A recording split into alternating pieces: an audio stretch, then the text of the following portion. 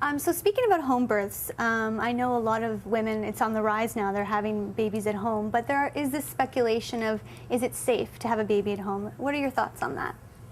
What we know about the research on home birth is that home birth for low-risk healthy women can be as safe, if not safer, than hospital birth. And the reason for that is that at the hospital, women can contract infections that they wouldn't normally get at home, and often these infections are antibiotic resistant. So there's that factor.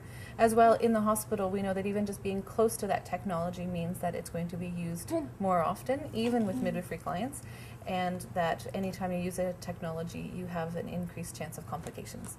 So what we know is that women who are at home enjoying normal labors, that the risk of having to transfer into the hospital for an emergency is very low, and that overall it's a safe option.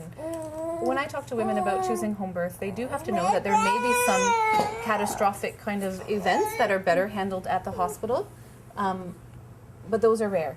And at the hospital, they have to know that there's a bigger chance of getting an infection than they would have gotten at home. So women have to balance out what they see as their risk and the risks, and make that choice. I think also that there's some research that demonstrates that women who are laboring at home have an increased chance of having a normal vaginal birth.